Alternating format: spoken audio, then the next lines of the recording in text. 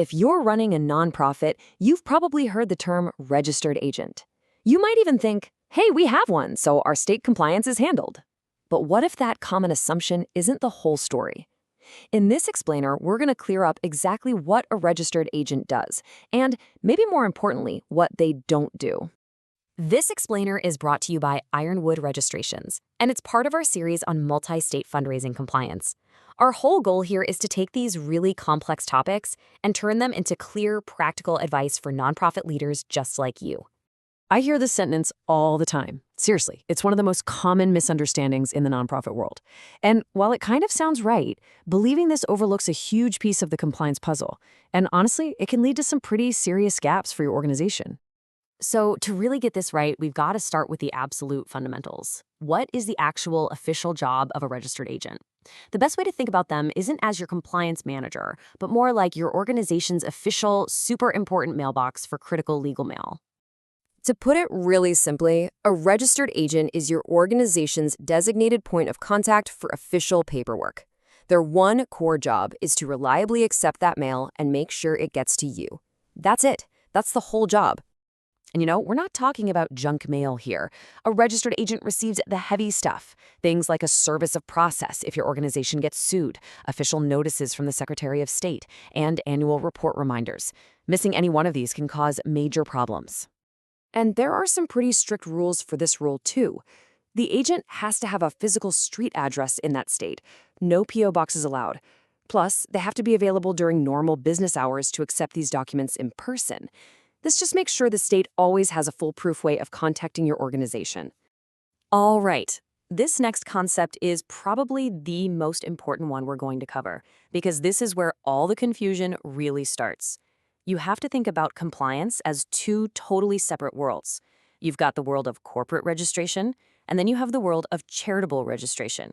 They are not the same thing.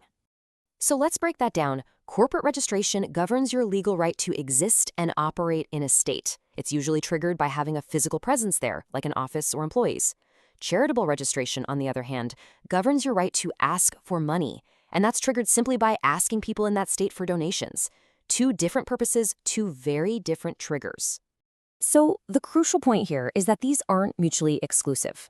Depending on what your nonprofit is actually doing in any given state, you might need just the corporate piece, just the charitable piece, or, in a lot of cases, both. Your activities are what drive the requirements. Okay, so now that we've separated those two worlds, let's get really specific about what your registered agent doesn't do. This is so critical, because assuming they handle more than their very specific role is exactly where so many nonprofits get into trouble. Your registered agent is not your fundraising compliance manager. They don't track your charitable renewal deadlines. They don't prepare or file those registrations for you. And they definitely don't monitor things like state-specific audit requirements or help coordinate your Form 990. Their job is simply to accept those official documents we talked about earlier. And here's another key point. If your only activity in a state is fundraising, you will almost certainly need to register to solicit donations there.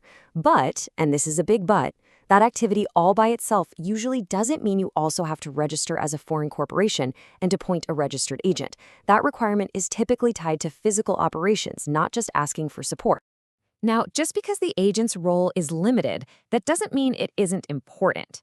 In fact, keeping that information accurate and up to date is absolutely critical for your organization's legal health. Let's look at the real-world stakes. So let's play out a scenario. The state sends a critical legal notice to your registered agent on file. But what if that information is out of date? What happens when that notice just never makes it to you? Well, this is one possibility. If that missed notice was for a lawsuit, you can't respond to it. So the court can issue what's called a default judgment against you. That means you lose the case automatically, without ever even getting to present a defense. Or let's say you miss enough official notices from the Secretary of State. They might just conclude you're no longer active, and from there they can administratively dissolve your nonprofit, which strips it of its legal status to even operate. The stakes here are incredibly high. So how do you manage this as your organization grows? The key is to treat corporate and charitable compliance as parallel paths. Every time you plan to expand your footprint, you have to evaluate both sets of requirements at the same time. This simple 4-step framework can be your guide. Step 1, you're planning an expansion, maybe entering a new state or hiring remote staff. Step 2, evaluate the corporate requirements. Do we need to foreign qualify and get an agent?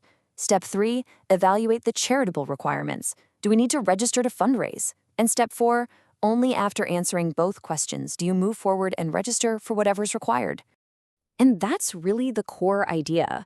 Once you really grasp this distinction, compliance stops being this confusing, tangled mess of rules. It becomes a structured process that you can manage effectively as you grow. Ultimately, getting this right isn't just about avoiding penalties. It's about building a strong, stable foundation for your organization. Because a strong compliance infrastructure isn't a burden, it's what supports healthy, sustainable growth for years to come. So what part of your compliance infrastructure will you review next?